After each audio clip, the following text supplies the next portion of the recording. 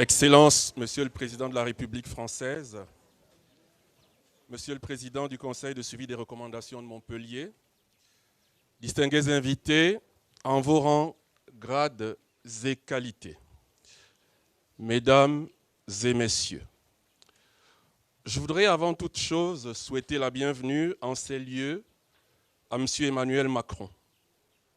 Monsieur le Président de la République, à l'occasion de votre visite officielle au Cameroun en cours, vous avez accepté de participer à cette rencontre avec les sociétés civiles camerounaises et françaises.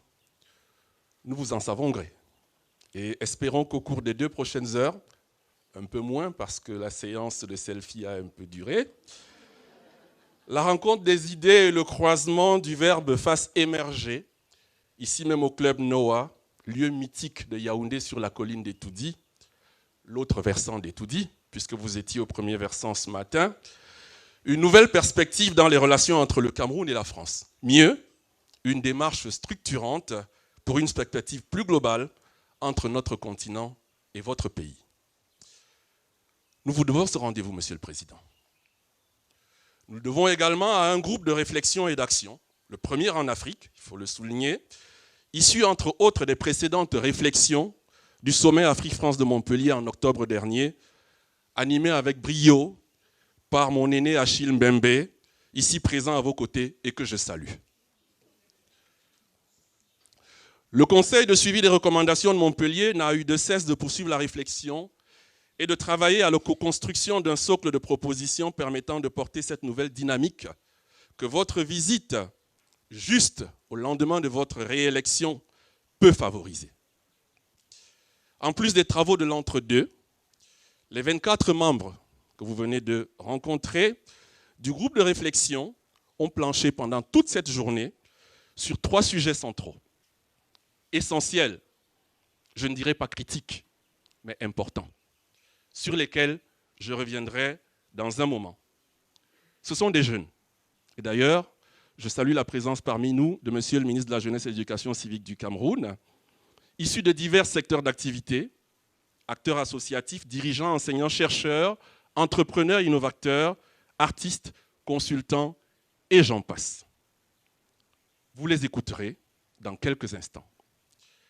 D'ici là, je voudrais inviter le président du Conseil à bien vouloir me rejoindre pour un mot d'introduction.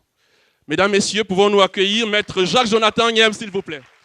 Je vous remercie.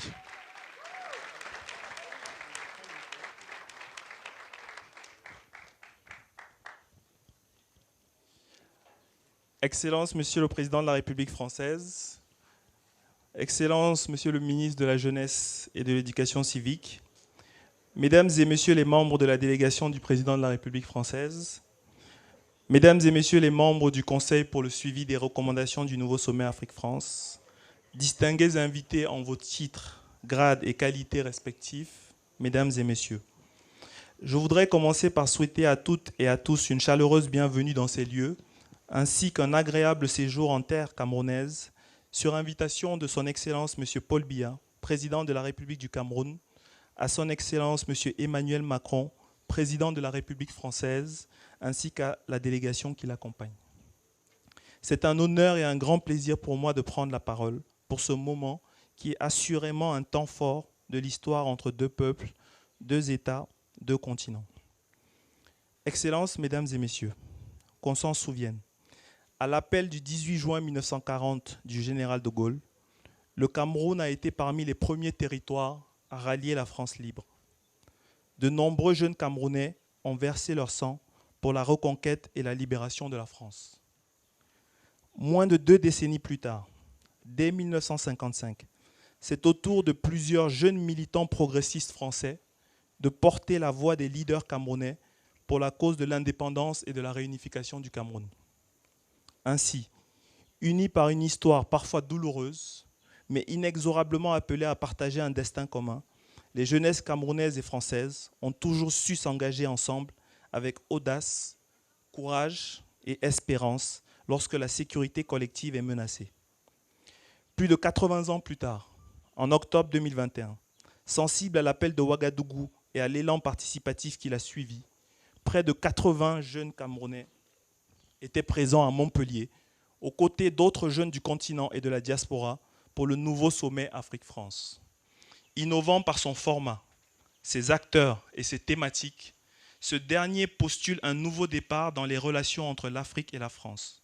Une nouvelle relation désormais apaisée, équilibrée et surtout affranchie de ses non-dits historiques. Cet ultime élan réformiste a conduit le 8 avril dernier à la création au Cameroun du premier conseil pour le suivi des recommandations du nouveau sommet Afrique-France.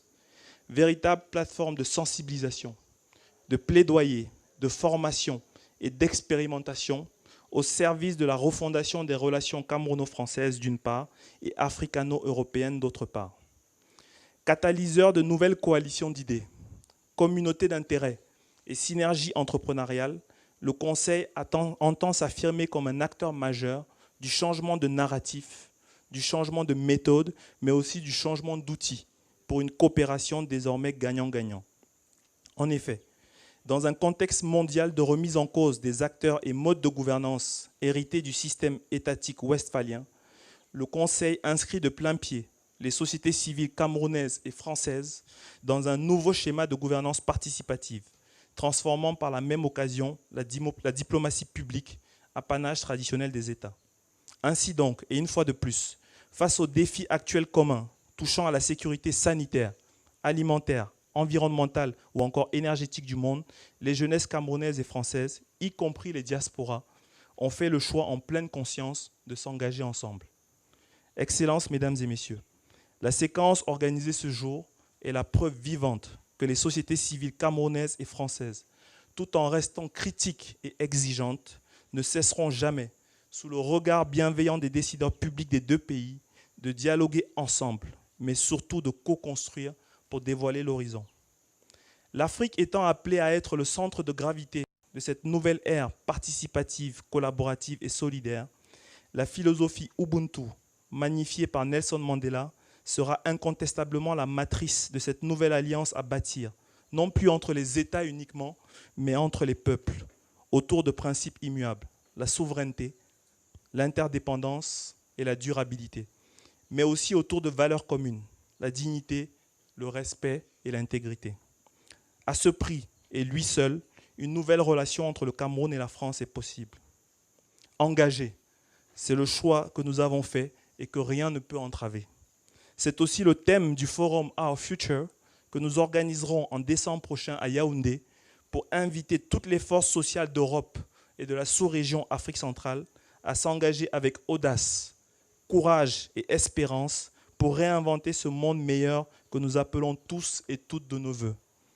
Vive le Cameroun, vive la France, vive l'amitié camerouno-française et vive le monde.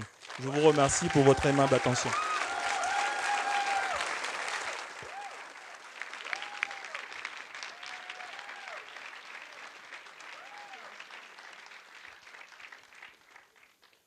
Merci, maître. Le ton est donné. Monsieur le Président, Mesdames et Messieurs, chers participants, après ce propos introductif, nous allons rentrer dans le cœur du sujet. Pendant la journée, le groupe de travail a discuté autour de 3 questions. La gouvernance locale, la participation citoyenne et les enjeux de la démocratie. L'entrepreneuriat, l'innovation et les enjeux du développement durable. L'histoire, la culture et les patrimoines. Les 3 ateliers organisés autour d'une représentation paritaire entre le Cameroun et la France vont nous livrer le fruit de leurs réflexions. Chaque atelier, dont les membres sont présents ici, va prendre la parole à travers ses rapporteurs, le binôme étant à chaque fois composé d'une ou d'un Camerounais et d'une ou d'un Français. Si vous en avez convenance, Monsieur le Président, je vais donc introduire la séance des restitutions, qui elle-même va précéder votre prise de parole et un échange libre à venir avec les participants. Je vais donc à présent inviter ici les 2 premières rapporteuses, Mesdames Iliena Santos et Michel Gaël Abbé, à bien vouloir nous livrer la quintessence de leur discussion. Je rappelle qu'elles ont travaillé avec leur groupe sur la gouvernance locale, la participation citoyenne et la démocratie. Vous avez la parole.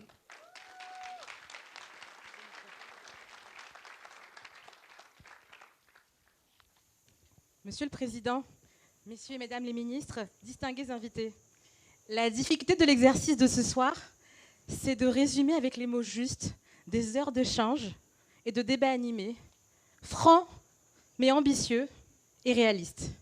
Pour la confiance qu'ils nous ont accordée et la force de conviction qu'ils incarnent, je vous demande d'applaudir très fort nos camarades Paul Joël, Nancy, Richard, Carole, Roger et évidemment Jacques Jonathan.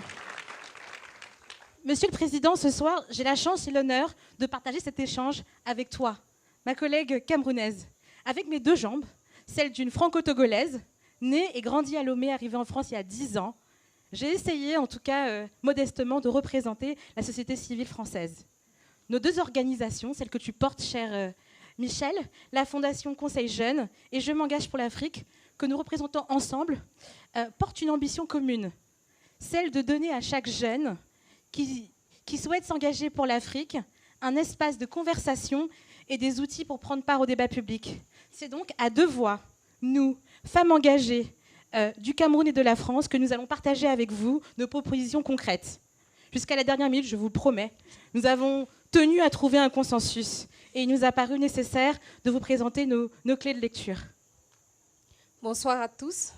Effectivement, Eliana, il est important de souligner que cette table ronde s'est construite autour de la reconnaissance de la vulnérabilité de nos deux systèmes démocratiques. Dans tous les échanges, il a vraiment été question des deux contextes. Elle s'est construite autour de la nécessité d'évoluer d'une démocratie représentative vers une démocratie plus participative. C'est le seul système, à notre avis, qui favorise la participation citoyenne et la gestion optimale de la diversité de nos sociétés. Comment comprendre que des sociétés aussi différentes puissent avoir autant de similitudes, notamment sur le taux de participation aux élections, qui est très bas en France comme au Cameroun, notamment sur l'implication des populations dans la gestion des communes, notamment sur la demande de plus de transparence et de redevabilité. Comment comprendre aussi, comment expliquer que des personnes vivant dans des sociétés aussi différentes puissent aboutir à des constats malgré les causes qui sont à coup sûr différentes. On peut préciser notamment le refus de compromis ou d'accepter les opinions contraires. C'est d'une part la preuve que le monde est un village planétaire et d'autre part le témoignage de la vertu du dialogue, du partage et de la recherche permanente des consensus. Ces constats ne nous enlèvent pas nos identités. Nous sommes Camerounais, Africains, Français, Européens, et ces constats ne nous séparent pas. La présente restitution est donc le résultat du maillage de ces intelligences. Et oui, effectivement, notre première proposition, elle est concrète, Monsieur le Président. Elle porte sur l'économie des villes. En fait, ce qu'on souhaite, Monsieur le Président, c'est de donner une nouvelle impulsion aux relations entre les collectivités locales françaises et camerounaises. Et pour nous, ça passe concrètement par accélérer la coopération économique des petites et des moyennes villes. Et nous, ce qu'on propose, c'est de mettre en place une matrice qui permettrait de connecter les villes françaises et camerounaises sur la base de leur spécialisation et de leurs atouts économiques. Et en fait, pour nous, cette accélération, elle peut commencer d'abord simplement par faire une cartographie des communes françaises et camerounaises pour en fait vraiment identifier les spécificités, de proposer des modèles de jumelage et de pouvoir créer ces partenariats gagnant-gagnant. Évidemment, il faudra associer la société civile, il faudra associer les organes de bénévolat, je pense à France Volontaire notamment, dans la conception de ces projets. Et nous, on imagine plusieurs opérateurs associés, par exemple l'Association des maires de France, mais aussi côté camerounais, la commune et ville unie du Cameroun, avec l'appui bien évidemment des sociétés civiles et de l'ensemble des opérateurs français, BPI et l'AFD.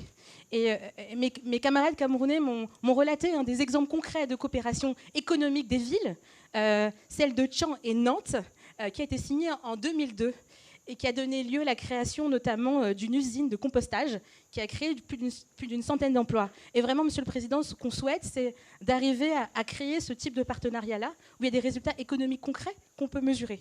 Voilà. Notre deuxième proposition, Monsieur le Président, c'est d'accélérer l'émergence de nouvelles forces sociales en France comme au Cameroun, notamment dans les secteurs politiques, de citoyenneté, d'entrepreneuriat universitaire, avec l'appui du secteur public et privé. Sur la recommandation du professeur Achille Mbembe, que je salue ce soir, vous avez annoncé lors du sommet de Montpellier la création d'Enfants pour la démocratie.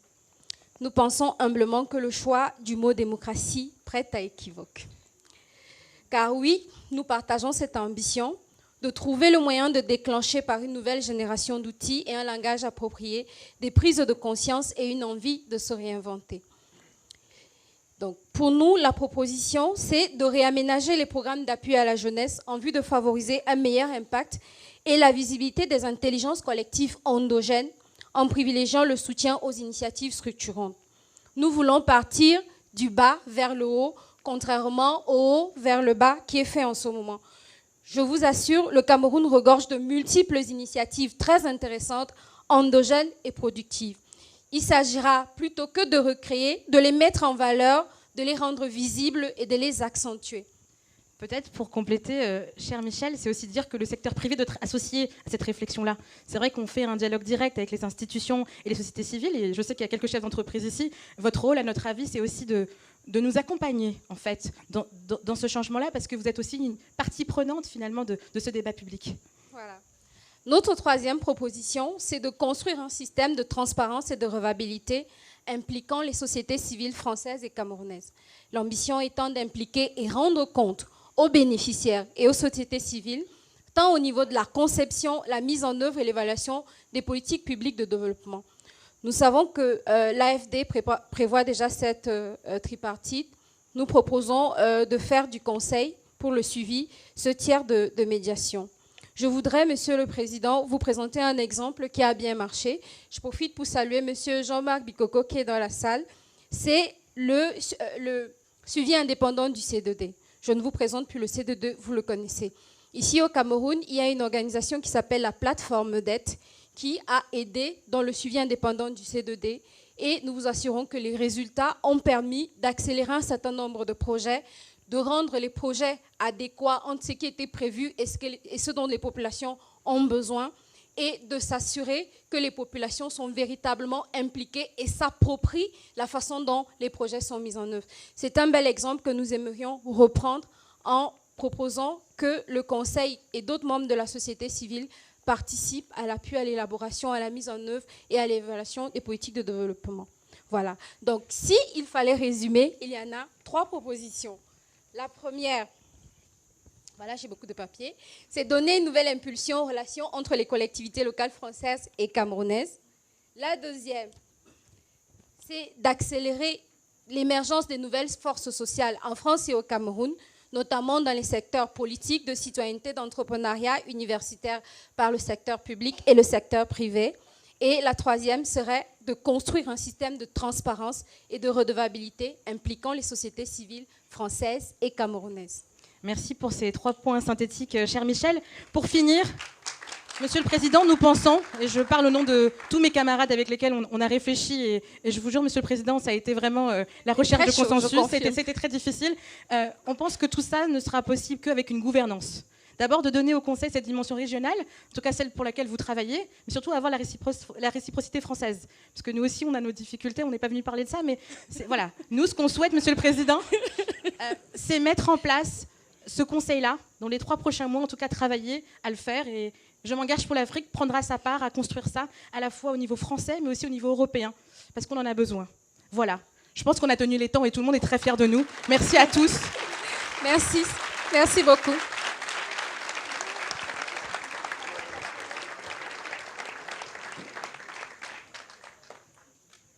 Au vu de ce que nous venons d'entendre, je crois que les choses sont définitivement lancées. Vous en convenez, Monsieur le Président. Merci, mesdames, et bravo encore. Le deuxième groupe à prendre la parole a réfléchi sur le thème de l'entrepreneuriat, de l'innovation et du développement durable. Ces rapporteuses sont mesdames Jeanne-Rosie Esso et Sarah Pellerin. Je vous prie de bien vouloir les accueillir pour leur présentation.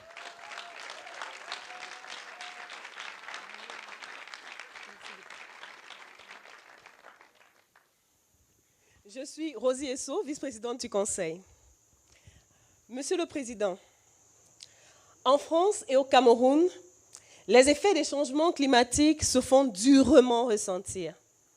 Les inondations, les feux de forêt, la canicule, la dégradation des terres créent des conditions favorables à l'émergence de crises multiformes. À titre d'exemple, les zoonoses telles que le Covid-19, devenues des crises sanitaires internationales, nous ont rappelé à suffisance que le monde est une famille. Pour adresser cette situation, Monsieur le Président, vous avez mis la question du climat au plus haut de votre agenda politique. D'ailleurs, en 2017, vous vous fixiez l'objectif neutralité carbone en 2050. Au Cameroun, beaucoup de choses sont faites, notamment le plan national d'adaptation au changement climatique qui définit vraiment les stratégies pays pour la lutte contre le changement climatique. À côté des efforts des États, les jeunesses au Cameroun et en France s'engagent et contribuent au quotidien, malgré les énormes difficultés que nous rencontrons, à travailler dans le domaine du développement durable, de la sensibilisation et surtout, nous contribuons à la formation des acteurs sur le terrain. Alors, Monsieur le Président, nous allons aujourd'hui vous proposer d'agir sur 2 plans qui permettront de renforcer les liens dans le domaine du développement durable. Le premier plan étant institutionnel et le deuxième du secteur privé sera présenté par Sarah, qui va parler d'entrepreneuriat vert. Alors, sur le plan institutionnel, notre première proposition, c'est que vous puissiez, Monsieur le Président, porter un plaidoyer auprès des institutions européennes afin que soit créé un institut Afrique-Europe pour l'innovation verte. Cet institut visera à promouvoir la recherche et le développement en matière d'innovation verte et notamment dans les secteurs de l'économie circulaire. Ce dernier œuvrera aussi, entre autres, à développer et transmettre le savoir-faire existant, ancestral, afin de le mettre au service de la population. Par exemple, les forêts du bassin du Congo sont notre patrimoine, mais aussi le poumon de l'humanité. Nous voulons donc, via l'économie circulaire, créer des filières durables, créatrices d'emplois pour les jeunes. Que les jeunes trouvent un intérêt à la conservation des écosystèmes forestiers. Le deuxième point, ce sera de concevoir et mettre en œuvre un programme Université verte. Via une plateforme de laboratoire d'accélération en économie circulaire, le programme consistera en un parcours d'échange numérique, formation et données ouvertes, en partenariat avec les universités francophones, offrant des programmes en économie circulaire, économie sociale et innovation en développement durable. Il offre la possibilité d'accéder à une résidence au sein d'un des laboratoires d'accélération administrés en partenariat avec l'AFD. Le troisième point, ce sera de mettre en place un fonds patient pour le financement des projets collectifs. Ces projets, portés par les partenaires d'affaires situés à différentes étapes d'une chaîne de valeur commune, permettront de créer une boucle de circularité. Ce fonds financerait des projets visant à renforcer la collaboration entre les organisations des acteurs qui travaillent sur les questions environnementales dans les 2 pays, ainsi que la sensibilisation et la vulgarisation des enjeux liés à la conservation des écosystèmes forestiers. Et enfin, Monsieur le Président, il faut que les voix du terrain remontent. La remontée des voix du terrain, ces relais de la société civile que nous sommes, doivent pouvoir traduire les réalités locales et être partie prenante du processus de prise des décisions. D'ailleurs, dès la COP27 au Caire, nous souhaiterions pouvoir être entendus.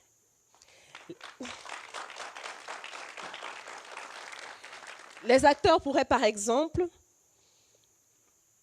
avoir des délégués qui monteraient vers ces instances-là pour porter leur voix auprès des plus hautes institutions. Ceci, Monsieur le Président, parce que les décisions que vous prenez lors de ces négociations, c'est nous qui les payons. Je vais à présent passer la parole à Sarah, ma sœur, qui vient de France et qui est créatrice d'une start-up et qui va développer la solution entrepreneuriale.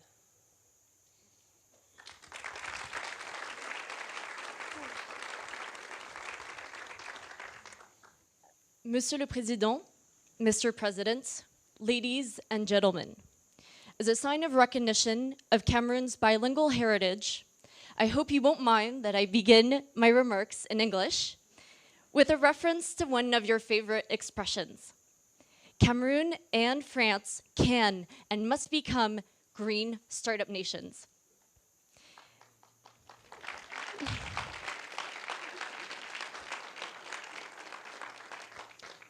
Qu'elle s'appelle Arland et contribue à travers sa start-up EwoSmart au verdissement des territoires, ou qu'il s'appelle Jeffrey Daniels et recycle des déchets avec sa start-up Pyroplast, qu'il et elle soient des entrepreneurs, opèrent des incubateurs comme Jean-Patrick, ou contribuent au développement des cadres réglementaires comme Sophia, qu'ils viennent de France, du Cameroun ou des deux à la fois, les acteurs de l'entrepreneuriat vert sont et seront les moteurs essentiels de nos transitions respectives vers des économies bas carbone et respectueuses des écosystèmes environnementaux.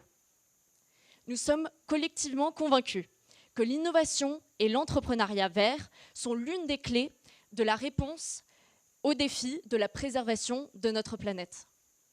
Nous proposons aujourd'hui d'activer 3 leviers qui permettront de renforcer les liens entre dans le domaine de l'entrepreneuriat vert entre le Cameroun et la France. 1. L'accompagnement. 2. Le cadre réglementaire. 3. L'investissement. Concernant le premier levier, nous proposons de développer d'ici janvier 2023 un outil commun d'accompagnement à l'entrepreneuriat vert qui permette le transfert de connaissances et de compétences de part et d'autre via l'open data. Cela comprendrait notamment les connaissances développées par l'Institut, la formation à la rédaction de business plans ou le développement et la distribution de compétences techniques via l'open innovation. Ça permettrait aussi de cartographier les acteurs et les financements au sein de chaque écosystème. On y retrouverait d'une part les potentiels soutiens, donc les incubateurs, les fonds d'investissement, les sites de R&D, et d'autre part les potentiels partenaires ou mentors, dont les startups de l'écosystème et les entreprises établies qui travaillent sur les mêmes thématiques. Et enfin, il permettrait de se rencontrer virtuellement ou en physique pour faciliter la circulation des informations et le partage d'expériences. Deuxième levier, le renforcement du cadre réglementaire, qui est une condition sine qua non à l'expansion de cet écosystème d'entrepreneuriat vert. Ce cadre doit permettre notamment de libérer les potentiels des innovations, ainsi que les mesures à mettre en œuvre pour permettre la valorisation des entrepreneurs dans ce domaine. Enfin, l'entrepreneuriat vert ne saurait se pérenniser sans investissement. Nous proposons que les acteurs que nous sommes créent un label investissement vert, qui serait décerné par exemple par l'APAV aux fonds et entreprises qui allouent un pourcentage de leur capacité d'investissement à l'entrepreneuriat vert. Vous auriez ici un rôle à jouer pour inciter les fonds et les entreprises à adopter ce label. Nous sommes convaincus que ces quelques pistes ne sont qu'une esquisse du plus grand tableau que nous pourrions peindre ensemble. Ce qui était hier notre engagement individuel est devenu aujourd'hui notre engagement collectif.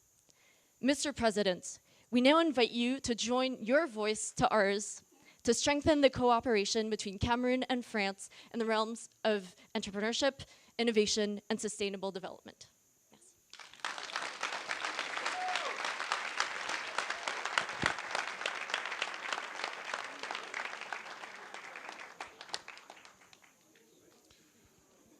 Je ne dirai pas de mieux en mieux. Je vous remercie, mesdames. Le troisième groupe de travail a échangé sur un sujet dont l'importance n'est plus à souligner, Monsieur le Président. L'histoire, la culture et les patrimoines. Il est lourd d'enjeux. Je n'en dirai pas plus pour le moment. J'invite pour leur restitution à me rejoindre Madame Karine Ramondi et Monsieur Blik Bassi.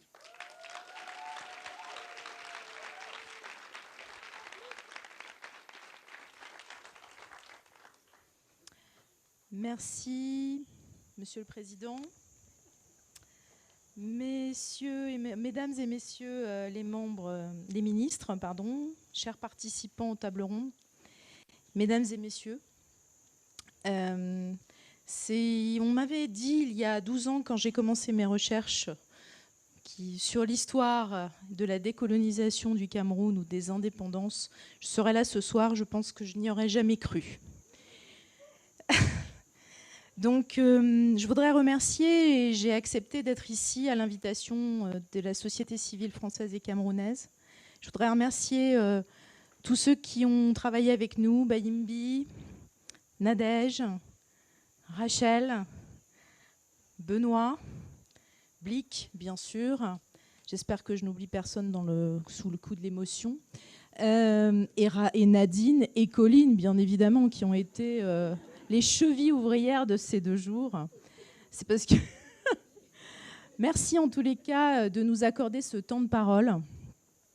Un temps de parole très important puisqu'il s'agit ici de travailler, et très vite est apparue la question d'histoire et de mémoire, dans un premier temps, avec ce préalable de la nécessité de rétablir les faits historiques, d'approfondir, de partager nos connaissances sur notre histoire commune, car nous ne partons pas de rien, et particulièrement sur les épisodes de répression coloniale et postcoloniale.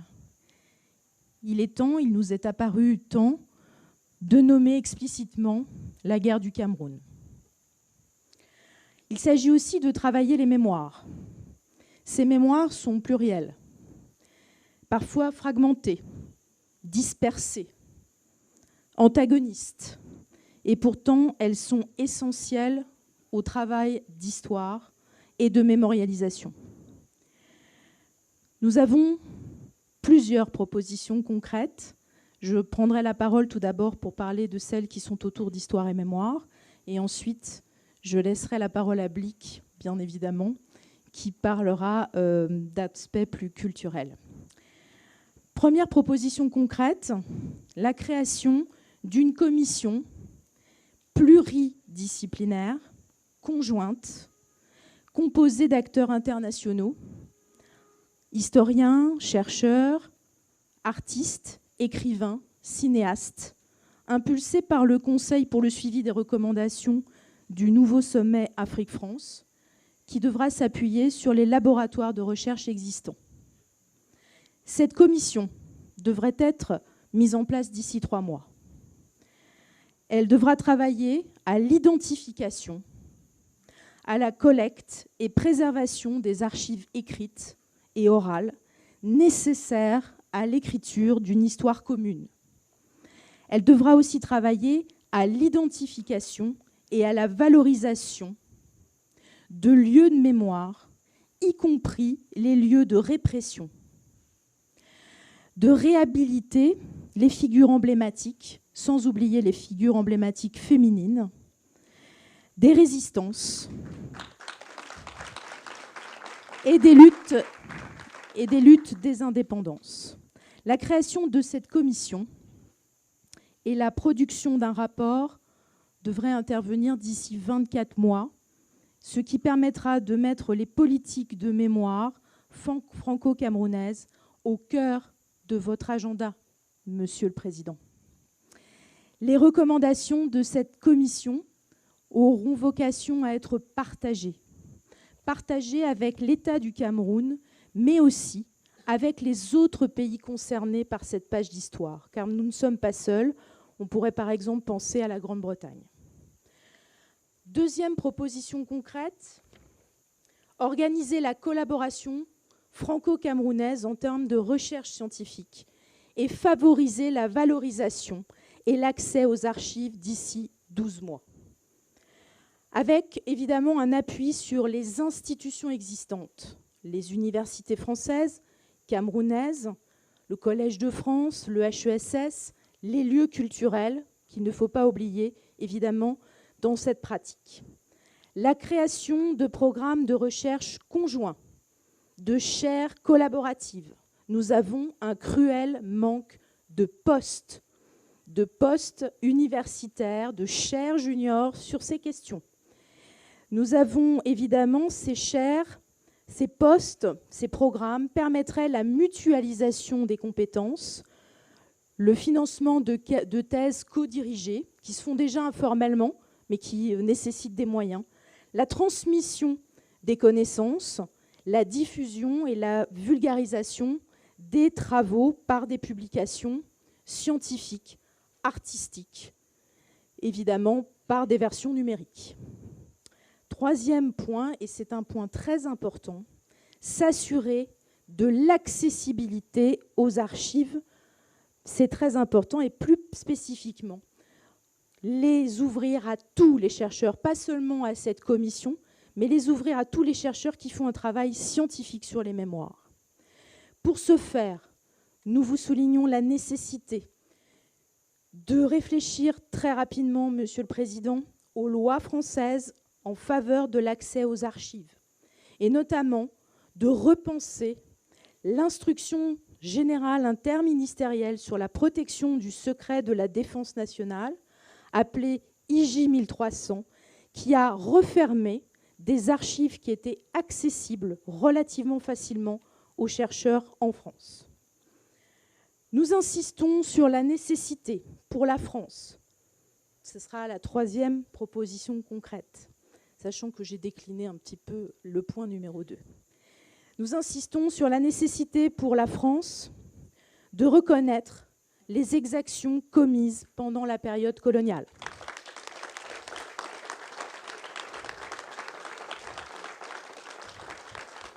Notamment l'assassinat de Ruben Oumniobé et de Félix Moumié.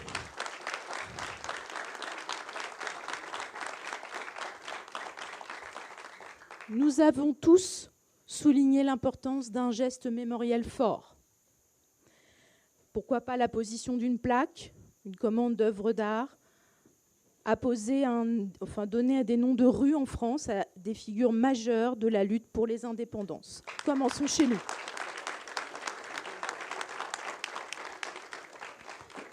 Enfin, évidemment, ce travail, ces propositions concrètes devront déboucher sur un aspect très important, transitionnellement à ce que tu vas dire, Blick, l'intégration dans les programmes scolaires français de cette histoire commune.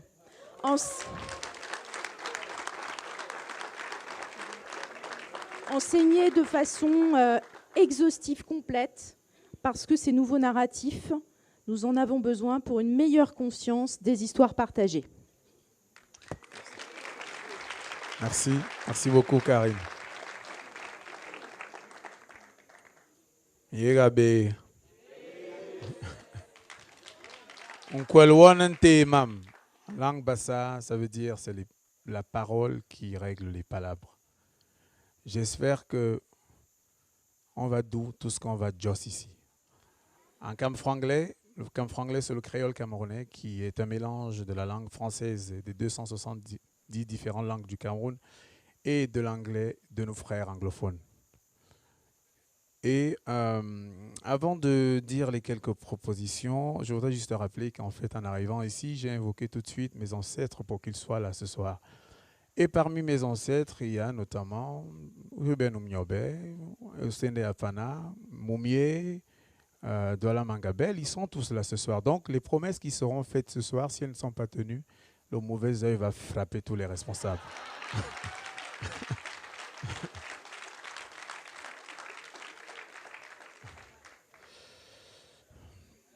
Pour avoir discuté avec Monsieur le Président, avoir eu la chance d'avoir discuté longuement avec Monsieur le Président dans l'avion, très très décontracté. D'ailleurs, j'étais surpris parce que vraiment c'était surprenant et je suis de simplicité et j'espère qu'ici chez moi, je pourrai aussi avoir accès aux dirigeants de mon pays. Je vais donc rapidement parler, puisque nous avons eu longuement le temps de discuter, et donc moi je vais aller directement aux propositions concrètes. La première serait donc sur la question de la mobilité, parce que il faut faciliter la mobilité pour les biens et les personnes entre le sud et le nord, et inversement. Faciliter les démarches d'obtention de visas ainsi que les démarches autour du passeport talent à travers la mise en place d'un référent mobilité artiste, car les difficultés administratives vont contre une politique de circulation culturelle partagée. Pas de culture sans mobilité.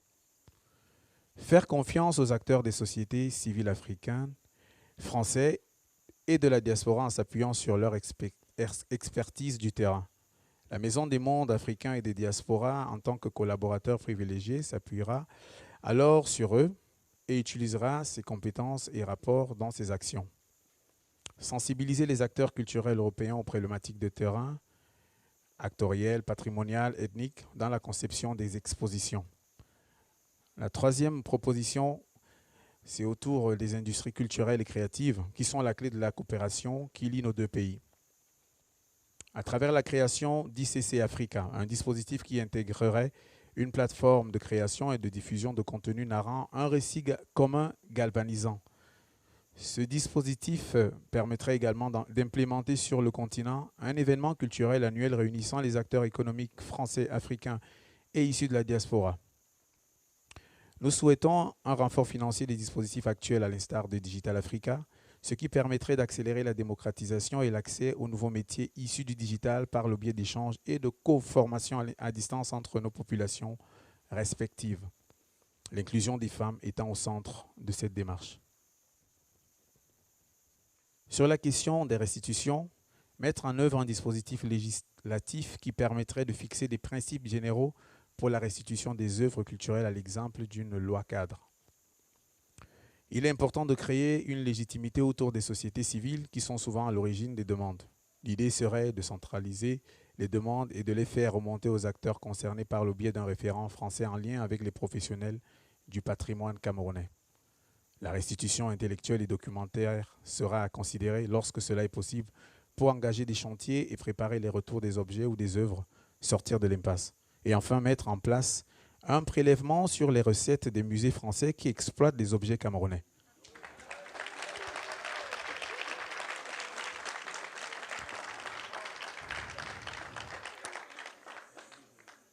Il sera alors possible de construire une relation productive, gagnant-gagnant, dans un rapport d'égal à égal, une relation qui réenchante nos relations futures. Merci.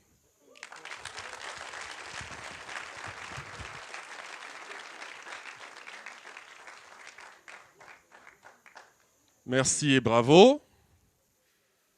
On est encore monté d'un cran. Merci à vous. Merci à vous.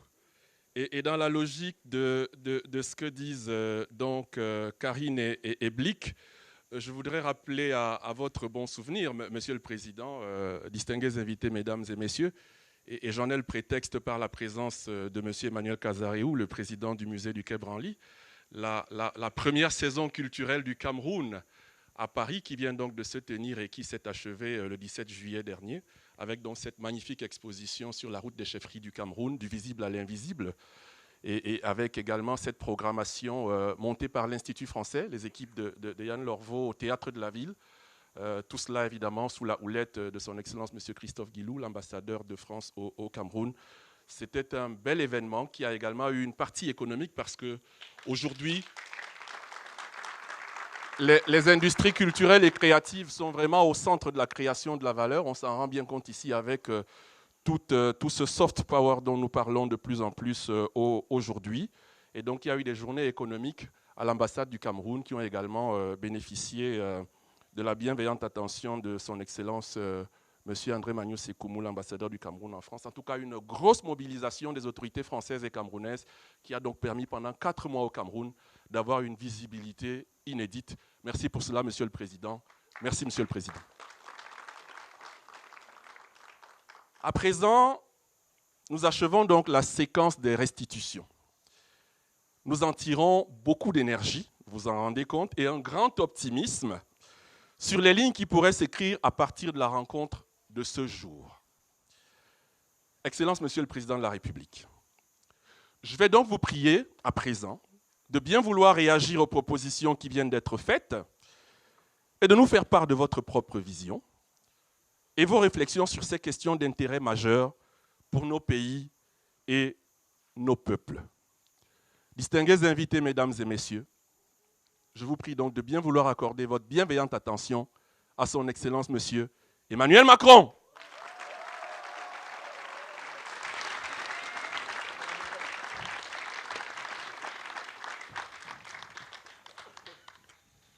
Bien. Non, je suis très heureux d'être parmi vous. Je veux commencer par remercier Monsieur Yannick Noah qui nous accueille chez lui et avec beaucoup d'hospitalité, et on a vécu un très beau moment juste avant, et donc je tenais à l'en remercier. Et je voulais vous remercier toutes et tous qui êtes là, remercier l'ambassade, l'ensemble des équipes qui ont fait un très gros travail, je le sais, d'organisation, et remercier vraiment tous les membres du Conseil, son président, premier chef, qui a lancé la session ce soir, mais toutes celles et ceux qui ont passé beaucoup de temps aujourd'hui et ces derniers mois depuis Montpellier pour justement faire vivre ce débat au fond et j'ai envie de dire cette maïeutique un peu nouvelle, parce que c'est de ça dont il s'agit. Puis enfin, je voudrais remercier les membres de la délégation qui m'accompagnent. Beaucoup ont pris de leur temps. Alors, je ne vais pas du tout moi faire un discours, je ne sais pas ce qui était prévu, mais en fait, j'ai pris des notes en vous écoutant, donc j'ai plutôt réagir à ce que j'ai entendu, mais ça me semble plus efficace. Sinon, je peux vous faire un discours qui était prêt avant, mais à mon avis, il va vous sembler que je ne voudrais pas totalement écouter. Alors, démocratie, gouvernance,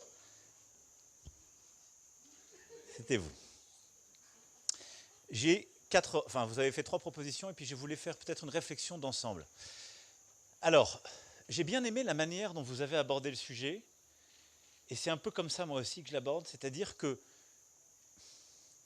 la France n'a pas de leçon à donner à qui que ce soit, et je pense que par rapport à il y a 20 ans, les démocraties libérales occidentales sont moins bien pour expliquer vers où tout le monde devrait aller.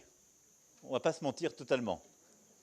Parce qu'on traverse tous des crises qui bousculent nos opinions publiques, et donc l'espèce de processus auquel on s'était habitué, si je puis dire, par imitation, qui consistait à dire « nous sommes l'objectif que vous avez vocation à atteindre, et au fond, votre histoire démocratique est une histoire de rattrapage, et ça va bien se passer », je pense que c'est beaucoup moins convaincant aujourd'hui. Je suis obligé d'être lucide.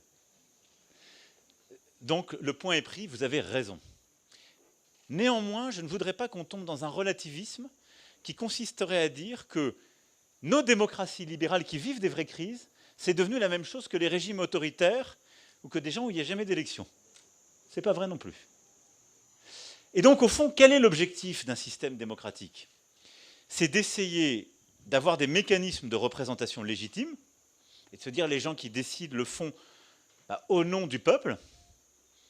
Ça n'est jamais parfait, parce que c'est le débat, est-ce que ça doit être représentatif ou direct? Est-ce que c'est un système majoritaire ou proportionnel? Après, c'est des tas de débats, mais avoir des représentants qui vont décider et légiférer au nom du peuple, et d'avoir de manière régulière des élections, et ensuite de trouver des mécanismes pour aller plus loin.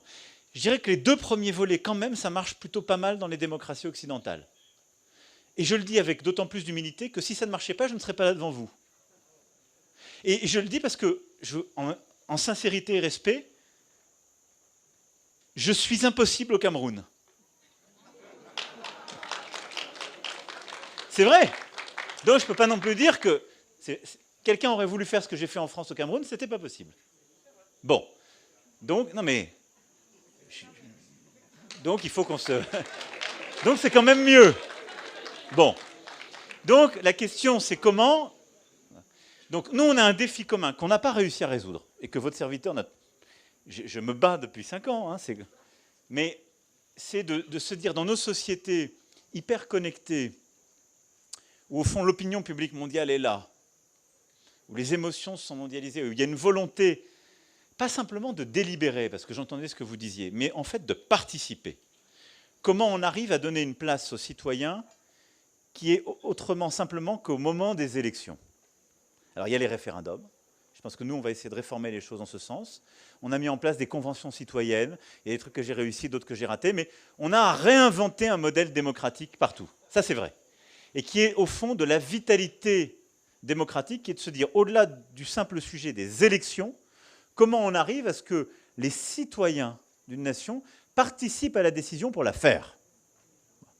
Et moi, je retiens ça de ce que vous avez dit. Et là, on est à peu près tous face au même défi. Et on n'a pas de leçon à donner parce qu'on est en train de tâtonner, de chercher. On y arrive, on n'y arrive pas. Et c'est ce qui explique d'ailleurs les sujets, moi je crois, d'abstention pour parti, etc. Après, je pense que plus généralement, je me permets ce petit détour, mais je ne vais pas aller plus loin, je pense qu'on a sous-estimé le changement anthropologique qui va avec les réseaux sociaux. Et on en parlait ce matin avec certains d'entre vous, qui est très dur pour les démocraties. Parce que la démocratie, à un moment donné, malgré tout, c'est de dire on produit de l'intérêt général et on accepte que ce ne soit pas exactement ce que je pense. Et on décide de désigner des représentants qui ont une légitimité démocratique. Et qui donc, quelque part, parce que le mandat que je leur ai donné pour un temps sur un sujet, je leur dépose mon pouvoir. Après, ils seront débiteurs devant moi parce que je dois leur rendre compte. Le système des réseaux sociaux font qu'on a un peu détricoté ce truc et qu'il n'y a plus même d'autorité démocratique. Et c'est très dur de faire fonctionner des démocraties, de prendre des décisions avec ce qui doit accompagner ces décisions. C'est-à-dire que 100% des gens ne peuvent pas être contents quand on prend une décision. Et donc il y a une espèce de rêve impossible, je le disais ce matin, de pureté en tout cas, de capacité à répondre à toutes les individualités qui rend les démocraties malheureuses dans le temps que nous vivons. Donc ça, va falloir qu'on règle aussi ce sujet, il est immense. Et puis il va falloir qu'on rediscipline nos réseaux sociaux parce que la démocratie va avec la renonciation à la violence et le respect, et on est en train de le perdre. Voilà, ça c'était ma première remarque d'ensemble pour dire, vous avez raison, on n'a pas de leçon à donner.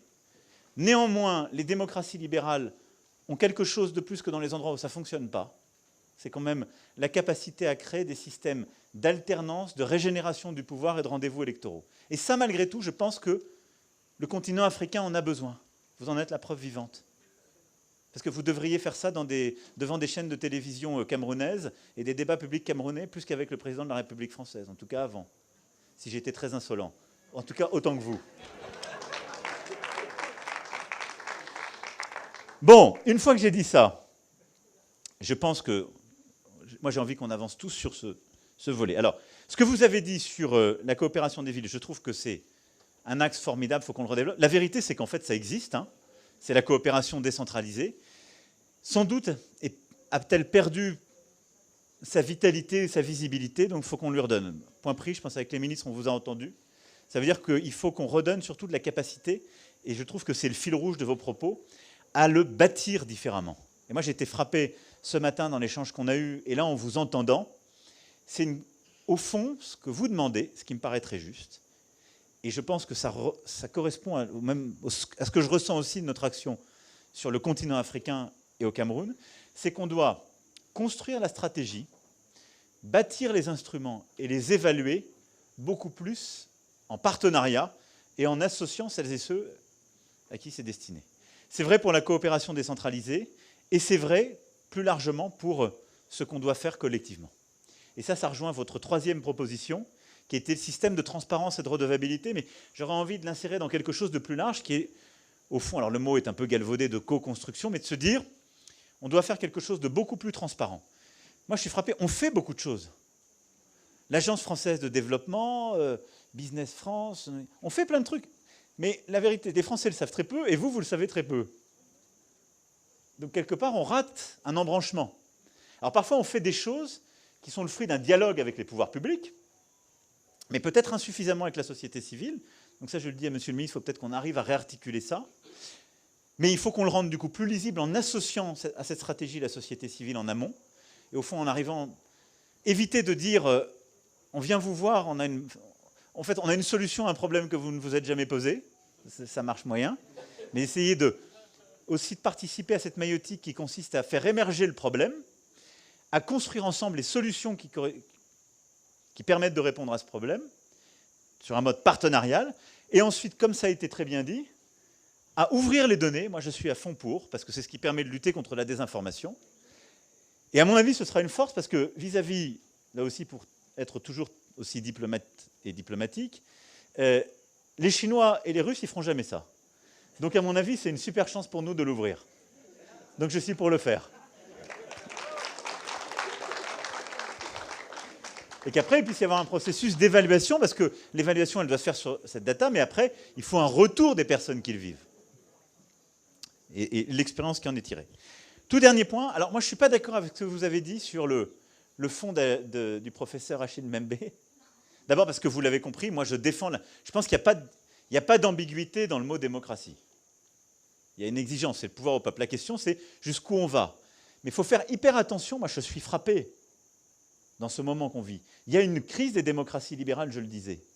Mais elle est utilisée par des démocraties libérales ou des régimes autoritaires pour faire croire que ce serait la même chose ou que ce serait mieux. Si vous tombez dans ce piège, c'est fini. Hein. Je veux dire, ce n'est pas avec le président Poutine ou avec d'autres que vous ferez ce genre de débat, je vous le dis en toute sincérité. Donc c'est la vérité, c'est pas pareil. Et donc, avec son fond, je pense qu'il y a un piège dans lequel on ne veut pas tomber, il l'a dit très clairement, ça ne doit pas être un fonds pour financer les oppositions politiques. Parce que là, on va avoir un énorme problème. Le ministre va devoir quitter la salle. Mais non, mais ça ne sert pas à ça. Par contre, on a besoin de réussir à faire émerger, ça correspond à ce que vous disiez sur l'appui à la jeunesse, et à partir du bas, mais à avoir un processus à la fois de recherche et d'action, comme ça a été dit, un peu de laboratoire in vivo, où on dit où sont les forces de changement. Et au fond, pour moi, c'est ça ce qu'il faut qu'on... Je pense qu'on accompagne avec beaucoup de modestie et de précaution, c'est de se dire, la démocratie, elle permet quoi? Elle permet des alternances, des changements, des respirations, parce que personne n'a la vérité totalement. Et donc, il faut réussir à accompagner des forces qui vont enrichir l'action publique, la compléter, parfois prendre les responsabilités, et aider les gens qui, dans la société civile, portent des forces de transition, de changement, à émerger. Et après, elles en font ce qu'elles veulent, les gens en font ce qu'elles veulent, c'est un système qui doit vivre sa vie localement. Ce qui est vrai, c'est que je pense que notre action serait beaucoup plus forte, et on fait œuvre utile, si on aide la jeunesse, pas forcément que la jeunesse, mais des forces sociales, intellectuelles, qui sont prêtes à agir sur la base de propositions qui seraient évaluées par justement des comités indépendants, mais qui peuvent être d'ailleurs vous. Hein. Enfin, je trouve que le Conseil peut être un peu au début de ce que serait une forme de comité de ce laboratoire. Je ne vais pas m'aventurer plus loin parce que, je vais vous dire en plus en toute sincérité, je crois à l'idée. On a sanctuarisé du financement, mais pour que ça marche, il est nécessaire que je ne m'en mêle pas trop. Parce que si je m'en mêle, ce sera suspecté d'être un instrument ou d'influence ou de contestation. Et donc, moi je pense ce qui est très important, c'est que ce soit approprié par les femmes et les hommes qui font la société, justement, en l'espèce camerounaise, mais dans tous les endroits où on le fera émerger, pour le faire vivre, et que ce soit un processus, et là encore une maïotique, c'est-à-dire, sans doute on va rater, on va corriger, on va s'améliorer, mais je pense que c'est important et ça permet de faire avancer le sujet. Voilà, je ne vais pas être plus long, ça c'était sur le premier volet, démocratie, gouvernance. J'espère avoir essayé d'abord de répondre à vos interpellations et vos 3 propositions, et d'avoir dit, à mes yeux, où on se trouve, et malgré tout d'avoir rétabli 2-3 choses auxquelles je crois. Développement durable, la planète. D'abord, pareil, moi j'ai une conviction que je voulais partager.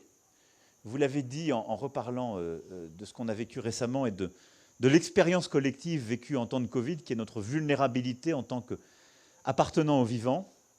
Je pense que maintenant, l'agenda qu'on doit structurer, c'est celui d'un tout, où en fait la lutte contre le dérèglement climatique est inséparable de la lutte pour la biodiversité et au fond pour la santé mondiale. C'est un continuum, et je pense que ces combats, si on veut être beaucoup plus efficaces, doivent se tenir comme un tout. Et ce qui permet d'ailleurs de faire énormément d'innovation, y compris en termes d'action publique et d'action collective. Et je le dis ça, je l'ai découvert moi collectivement avec vous tous ces dernières années, c'est pas du tout ce que je pensais il y a 5 ans. Hein. Enfin, je veux dire, j'étais ignorant là-dessus, je pense qu'on l'a vécu collectivement très fortement. Alors par rapport à ça, sur les propositions institutionnelles que vous faites, moi je suis très partant, j'ai retenu au fond 2 grands axes. Le premier, c'est de structurer de l'université au projet des des grands canaux d'avancée commune. Donc ça, je propose qu'on y travaille dans le cadre justement de nos partenariats et qu'on développe sur cet axe, donc l'axe universitaire et l'axe entrepreneurial, le sujet justement à la fois biodiversité et changement climatique et One Health, si je puis dire, pour financer des projets communs, des programmes, former les talents, les former d'ailleurs des deux côtés, permettre des programmes croisés et des projets. Sur l'idée de votre institut, je trouve que c'est une bonne idée et au fond, on pourrait essayer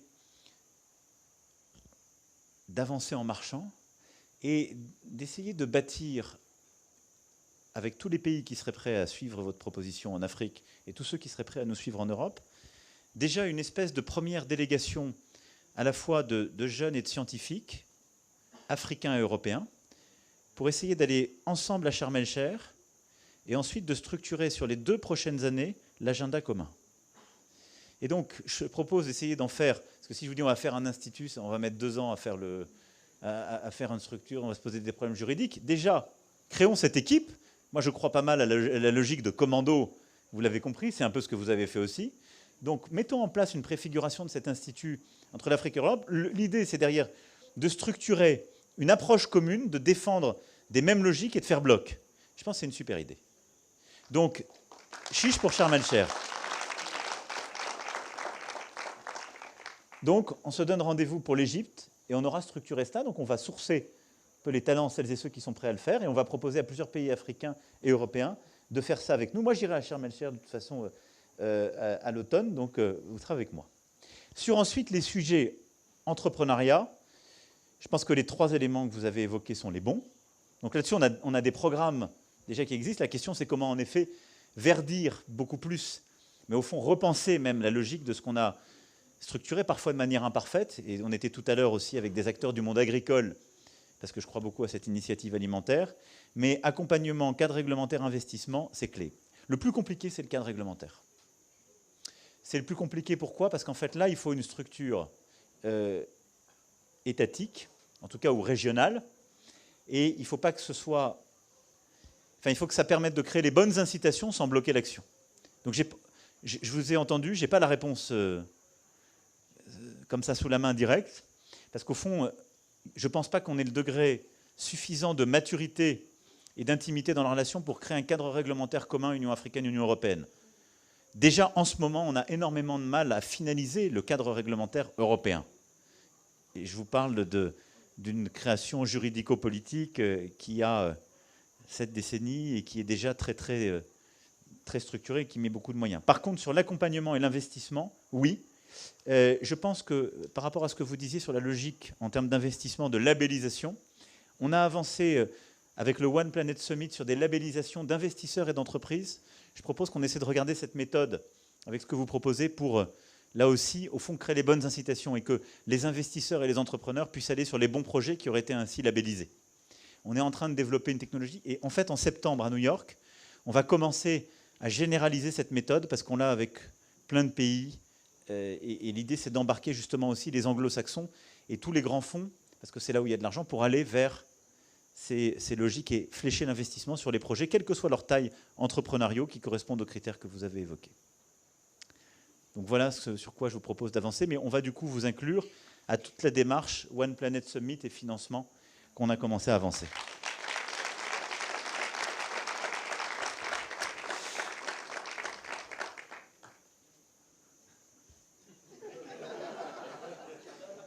Blick et Karine. Mémoire, histoire. Alors, bon, vous avez dit des choses qui étaient très fortes et je crois justes. Enfin, je ne crois pas, vous êtes historienne. Non, vous avez dit des choses qui sont importantes. Et en effet, je crois que je l'évoquais avec quelques-uns et ce matin, c'est comme un sujet qui a été refoulé. Alors, c'est un sujet qui a été refoulé des 2 côtés, si on est honnête.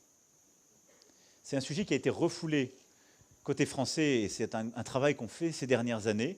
Moi, je ne crois pas du tout que ce soit de la repentance, ce n'est pas du tout mon tempérament en demeurant la repentance. C'est un sujet de vérité. C'est très compliqué d'avancer si on ne se dit pas les choses.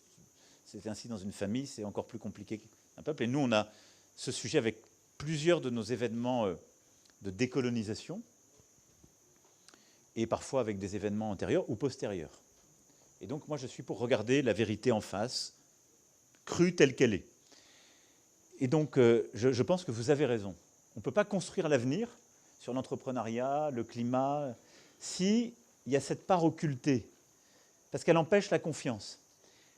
Et après, moi je pense que c'est un énorme sujet pour le Cameroun, si je puis me permettre ça, parce que comme il y a une continuité, il y a eu le coup d'État de 84, la tentative de coup d'État de 84, mais il y a aussi des éléments de continuité très forts, ça a été quelque chose qui a été refoulé.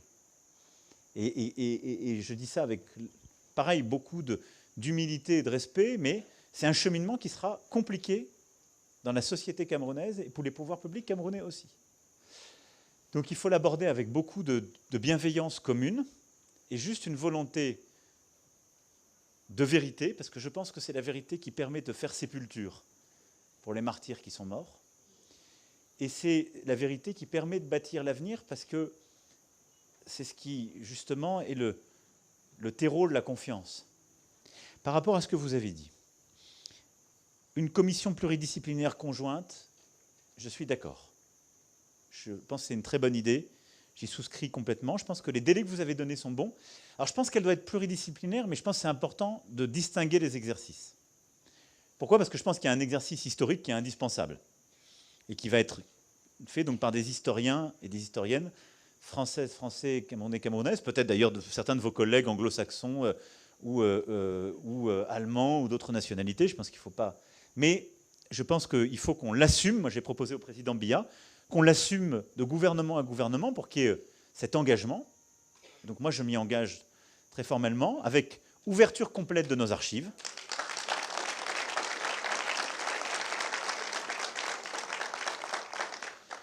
Un travail facilité, donc des rapporteurs, et donc moi j'ai noté que d'ici 24 mois, un rapport qui est remis.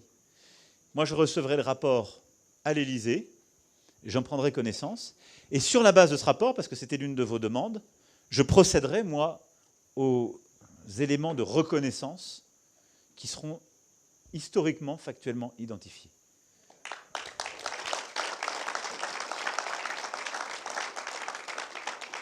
Et donc, je pense que c'est important qu'il y ait ce cheminement historique, mais aussi mémoriel, parce que vous l'avez dit, on parle d'une histoire avec des disparus, des choses, mais il y a encore des témoins de cette histoire, et donc il y a un travail de collecte d'archives, de témoignages, donc il y a une mémoire vivante, et donc il faut vous permettre de faire ce travail, on mettra donc des moyens à disposition, et on va vous permettre d'avancer et de faire ce cheminement, et sur cette base-là, moi je procéderai aux éléments de reconnaissance, parce qu'au fond c'est ça, je dis souvent, c'est pas de la repentance, c'est de la reconnaissance, et je leur dis, voilà ce que des gens qui ont regardé les traces de l'histoire nous disent, et donc sur la base d'un contradictoire, voilà ce que nous reconnaissons. Et donc on va faire ensemble ce cheminement. On ne fait jamais confiance, ce n'est pas un chèque en blanc que je vous demande, mais en l'espèce, on est en train de le mener avec l'Algérie. C'est un sujet qui est beaucoup plus traumatique en France. Et on a fait ce travail-là avec la commission Stora. J'ai fait beaucoup déjà d'avancées. On avait un sujet qui était, j'avais envie de dire, beaucoup plus compliqué pour la société française, qui était le Rwanda. C'est exactement ce qu'on a fait. Et je crois pouvoir dire qu'on est sorti de ce qui était une impasse et même une absence de relation qui en était découlée. Ce n'est pas le cas de notre relation, mais si on veut aller plus loin entre le Cameroun et la France, on doit faire ce chemin. À côté de ça, je pense que vous avez eu raison de dire qu'il faut qu'il y ait un travail de création. Et on en a beaucoup parlé hier soir avec Blick et quelques-uns de ses collègues. Donc, que cette commission soit pluridisciplinaire en ce que le sujet, et donc ce sera à vous de le qualifier, à moi de le reconnaître, mais c'est clair qu'il y a eu une guerre et qu'il y a eu des exactions et qu'il y a eu des martyrs, et que tous ces martyrs, que ces noms, Blick a commencé dans son œuvre, plusieurs autres l'ont fait, on leur redonne des noms, on leur redonne aussi une sépulture imaginaire, on les convoque en quelque sorte dans la création contemporaine. Et moi aussi, ce qui m'a convaincu que c'était le cas, ce sont des artistes comme toi et quelques autres, c'est quand ça devient la matrice imaginaire d'une génération qui ne l'a pas vécu en propre, alors on a la preuve qu'on a besoin d'y revenir. Et donc, cette idée de commission, de valorisation, de lieu de mémoire, à la fois de réinvestir les lieux, les figures, j'y souscris et on fera ce chemin. Donc on va jalonner cette approche avec cela. Ensuite, j'ai pris note, et je suis totalement d'accord sur la coopération et la collaboration académique, recherche, chaire junior, et la possibilité d'avoir plus de thèses. Je pense que d'ailleurs ce travail doit nous permettre de l'amorcer. Je propose que cette coopération académique, on l'arrime en quelque sorte à ce travail et à cette commission entre nos deux pays que nous allons lancer. Sur l'accessibilité des archives, alors je crois pouvoir dire, mais je pense sous le contrôle de l'amiral que j'ai beaucoup embêté sur ce sujet, on a réformé ce sujet l'année dernière, enfin il y a 18 mois, justement à la lumière des débats qu'on avait eus et sur le Rwanda et sur la guerre d'Algérie. Donc moi je suis preneur, si vous le souhaitez, à l'issue que, en tant que technicienne, si je puis dire, et chercheuse et académique, vous puissiez nous faire part des difficultés que vous aviez avec les J1300 et les autres, mais on a réformé, on a permis des accès, y compris pour le secret défense pour les chercheurs, donc on a rouvert quand même beaucoup de choses, qui d'ailleurs étaient la condition de possibilité pour pouvoir avancer sur les archives rwandaises et une partie des archives qu'on avait sur la guerre d'Algérie. Donc en tout cas, s'il y a des choses qui bloquent encore, vos confrères nous avaient sollicité, il y avait eu beaucoup de tribunes qui avaient été faites il y a 2 ans. Normalement, on y avait répondu, et c'est sous la responsabilité de la Première ministre qui gère ça, mais en l'espèce, ses prédécesseurs avaient fait le travail avec nos équipes, donc on vous répondra là-dessus. Sur la reconnaissance, je vous ai répondu, j'ai pris l'engagement, et je pense que va avec l'intégration dans les programmes de manière évidente, c'est logique. Après, sur les artistes, la mobilité, et je finirai par là, puisque c'était la fin, ce qu'a dit notre ami Bic tout à l'heure sur... Alors, d'abord sur la mobilité des artistes. En fait, par ce biais-là, il a abordé un des autres sujets où je vous ai trouvé un peu timide et réservé, qui est le sujet des visas et de la circulation des talents. J'ai compris, ils ont été plus durs hier en direct dans l'avion, j'ai compris quand même que c'était un sujet qui était une source de difficultés, d'insatisfaction, de crispation. Bon, donc il faut qu'on arrive à... Alors, en fait, je vais vous expliquer pourquoi ça l'est, parce qu'en fait, la France et beaucoup de pays européens n'arrivent pas à bien régler ce sujet migratoire. Et aujourd'hui, on le règle mal de tous les côtés. On est à la fois pas efficace, pas humain, et on est en train de complexifier tous nos sujets de coopération. Donc, je pense que le défi des prochains mois va être d'essayer de remettre les choses en bon ordre. On a besoin d'une coopération académique, estudiantine, sportive, artistique, entrepreneuriale. Je l'ai dit, scientifique, académique, c'est pour moi la même chose. Donc oui, et donc on doit faciliter les talents, et on doit permettre d'ailleurs beaucoup plus d'aller-retour. Ça, donc il faut qu'on trouve ce cadre. Je trouve que là où on l'a plutôt pas mal fait, c'est sur la tech, où en effet on a mis en place des nouveaux systèmes de visa, ça marche mieux. Donc ça, il faut qu'on arrive à le faire, ce qui veut dire qu'en fait, on doit construire un système où on le sort un peu, pas du droit commun, mais on doit trouver des canaux et des verticaux. Parce qu'à côté de ça, on a aujourd'hui, la France, comme beaucoup d'autres pays européens, une demande et une pression migratoire qui est très forte et qui, objectivement, nécessite d'être régulée. D'abord parce que si on veut bien intégrer, bien répondre, bien accueillir, on ne peut pas le faire avec des flux qui ne correspondent pas à nos capacités, alors même qu'on a déjà beaucoup investi. Et parce qu'en même temps, il y a beaucoup de flux irréguliers qui utilisent les canaux, si je puis dire, ou des espaces. Par exemple, aujourd'hui en Europe, il y a un immense détournement des flux d'entrée par l'asile. Il y a beaucoup de gens et beaucoup d'organisations qui sont faites par l'asile. Je vous parle toujours avec la même franchise. Quand des gens arrivent massivement venant de pays comme le Cameroun, le Sénégal, la Côte d'Ivoire ou autres, en demandant l'asile systématiquement par des réseaux qui leur ont vendu que c'était mon truc, en payant d'ailleurs très cher pour arriver en France, c'est des systèmes de trafic migratoire qui utilisent et qui, du coup, nous débordent totalement. Et ce qui fait que les équipes qui sont chargées de gérer qui les visas, qui les procédures, sont complètement thrombosées. Et donc là, on a besoin aussi de pouvoir améliorer la coopération avec les pays de départ pour pouvoir lutter contre ces passeurs, lutter contre ces réseaux et réduire ces mécanismes. Voilà. Donc c'est un ensemble, si vous voulez. Ce n'est pas aussi simple qu'on voudrait bien le dire. Je vous pose les choses comme toujours avec beaucoup de franchise, y compris parfois ce qu'on n'ose pas dire ici, mais qui est une vérité, parce qu'il faut qu'on règle les deux problèmes en même temps. Et donc moi, je veux ici m'engager à ce qu'on arrive à restructurer, au fond, j'aime pas trop ce terme, mais un peu des guichets, des systèmes d'accès pour les artistes, les scientifiques, les académiques, les sportifs et autres, beaucoup plus simplifiés. Mais on pourra le faire si de l'autre côté, on a plus de coopération de la part des pays pour lutter contre les trafics et les réseaux. Donc oui, et voilà, je l'ai remis dans un ensemble. La Maison des mondes africains est ta voisine de derrière qui travaille beaucoup avec quelques autres et des diasporas. C'est un énorme projet. Et donc ça, on veut pouvoir le faire décoller dans les prochains mois. On est en finalisation du site. Comptez sur moi, Lise, tu le sais très bien. Et donc, on ne lâchera rien. Et donc, je pense que l'idée qu'il y ait justement une... C'est exactement comme ça que ça a été pensé, que l'équipe de préfiguration qui pousse ce sujet l'a voulu et vécu. Et donc, je partage totalement sur ce qui a été dit. J'aime bien l'idée d'avoir, on en a parlé hier, un grand rassemblement des industries culturelles et créatives. Alors, ICC Africa, je ne suis pas sûr que ce soit... Je ne sais pas si ICC, tout le monde comprend. On pourrait appeler ça peut-être Création Africa ou quelque chose comme ça.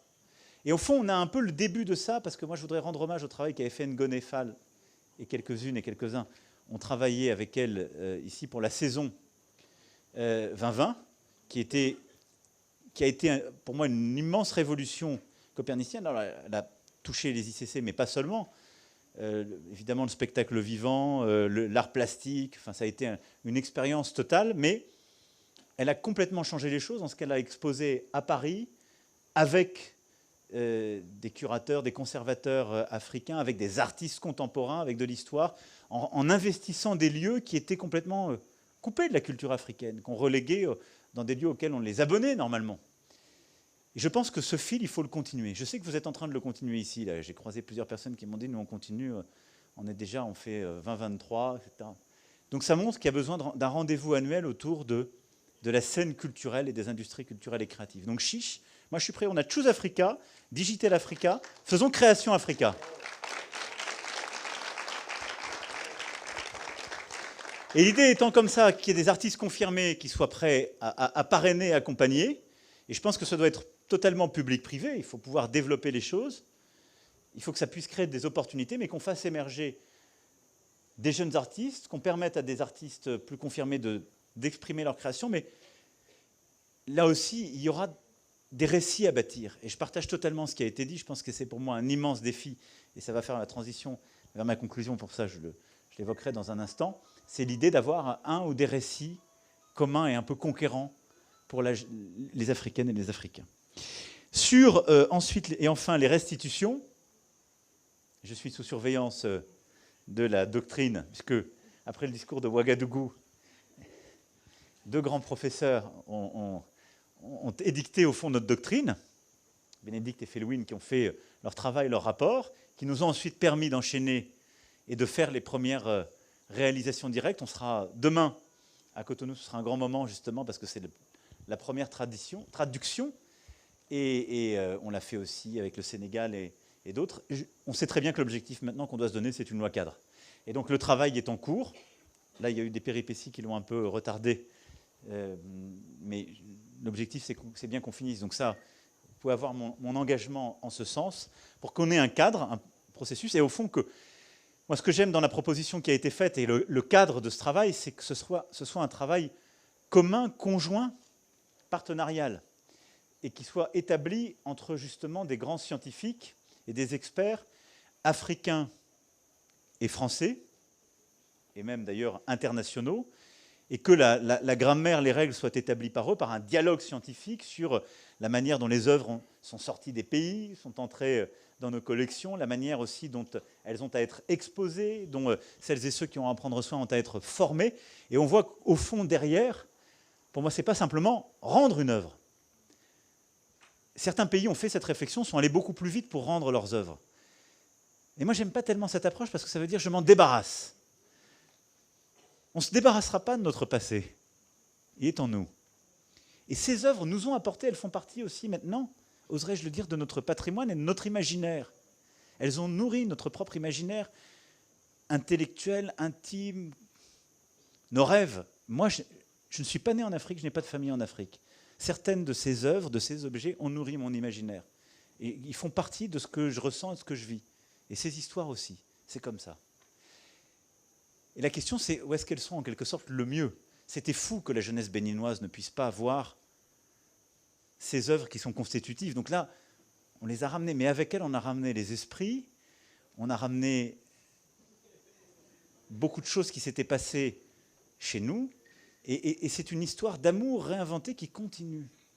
Et au fond, derrière et ce qui m'intéresse, ce n'est pas la restitution, c'est le fait qu'il y a un retour à la maison pour certaines œuvres, mais il y a surtout un dialogue qui commence.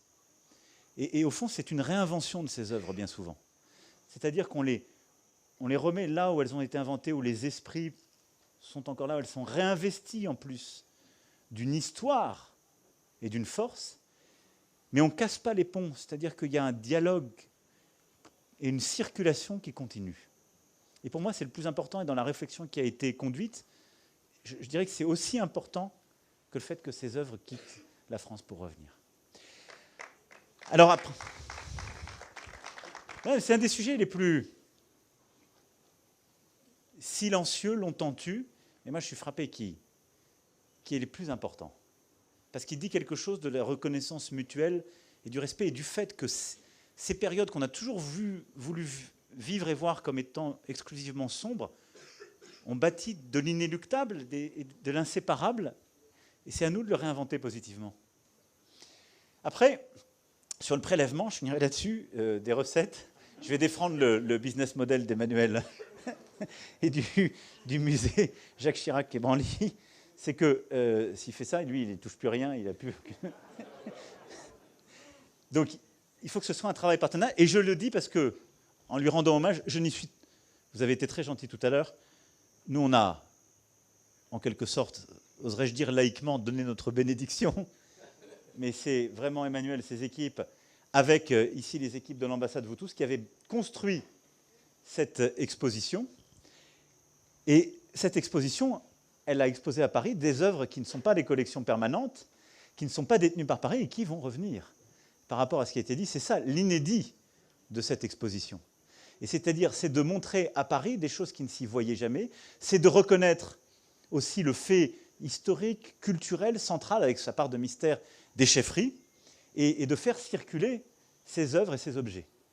Et ça, je pense que c'est dans la démarche, dans l'approche, dans la construction, quelque chose aussi d'inédit, voilà, qui est complètement inventé et qui constitue une part de cette démarche nouvelle que nous voulons faire.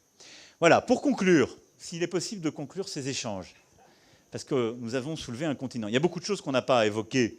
On n'a pas parlé de sport, beaucoup ici le font vivre. On n'a pas parlé de santé, il y a des tas de choses mais qui sont essentielles aussi à la relation et qui, au fond, contribuent de cette même philosophie, au fond, d'un respect, d'une réciprocité et d'une volonté de nous faire avancer toutes et tous face aux défis qui sont les nôtres. Et je le disais hier avec ceux qui étaient avec moi dans l'avion, pour moi, ce qu'on fait là, c'est très important pour la France. Égoïstement, je ne le fais pas simplement pour le Cameroun.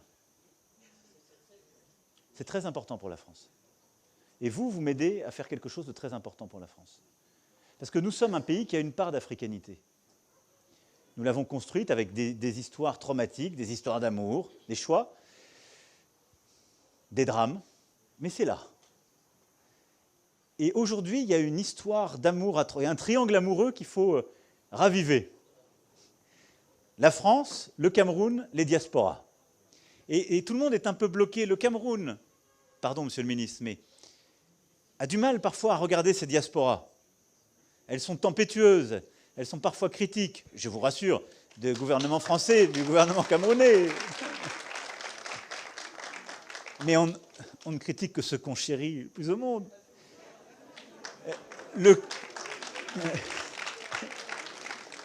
Le Cameroun a cet immense défi aussi d'histoire, de mémoire, et est à un moment de son histoire, de sa vie démocratique, qui est clé avec énormément de défis. Et je le dis avec beaucoup de bienveillance et de volonté d'accompagner ce moment pour que le Cameroun réussisse pour lui-même et pour toute la région. L'Afrique centrale a besoin que le Cameroun réussisse les mois, les années qui viennent. C'est décisif. C'est décisif. Et qu'il ne tombe pas dans la main, justement, du confusionnisme ou de relativisme, et de ceux qui diraient on arrive vers vous, on a des solutions toutes faites, on a des milices, on a de la désinformation, on a des chaînes d'information, des réseaux sociaux et des soldats qui vont vous aider à passer ce moment difficile en toute tranquillité. Certains voisins sont en train de l'essayer, ça ne marche pas du tout. Hein. C'est terrible. Bon, je ferme cette parenthèse. Et puis la France. Et la France a ce défi. Parce que nous-mêmes, nous n'arriverons à avancer que si on regarde aussi cette part de Cameroun, cette part d'Afrique, et si on arrive enfin à dire à nos diasporas, on ne vous demande pas de retrancher cette identité qui est la vôtre. Vous êtes pleinement françaises et français, ou binationaux. On dit juste que c'est une immense chance pour la France, pour comprendre ce qui se passe, rayonner, interagir, inventer d'autres choses. Ce triangle amoureux, si on arrive à le remettre dans le bon sens, c'est immense. Parce que c'est le seul moyen de réussir pour l'Europe et pour l'Afrique. Parce que le continent où nous sommes est le plus vibrant et le plus jeune au monde. Et donc, il mérite autre chose que de vivre dans les traumatismes qu'on n'a pas su régler. Et donc, notre génération a double travail, régler les traumatismes du passé qu'on n'a pas su régler, et relever les défis du présent et de l'avenir sur la santé, le climat, etc., qui sont devant nous. Donc on doit travailler 2 fois plus dur. Mais c'est un défi immense. Et c'est comme ça, pour finir là-dessus, qu'on construira ces récits d'avenir. Et moi, comme tu l'as dit, je crois très profondément que l'une des choses qu'on doit aider à faire, c'est aider à bâtir cette nouvelle page des récits et du récit camerounais et africain. Et si on peut modestement, par petites touches, par des toutes petites aides, parfois des tout petits pas derrière, de l'autre côté, en aidant un tel ou une telle, à faire cela, on aura fait un travail immense. Parce que c'est un défi pour vous, mais c'est la clé aussi pour nous. Voilà, je ne serai pas plus long. Merci infiniment de votre travail.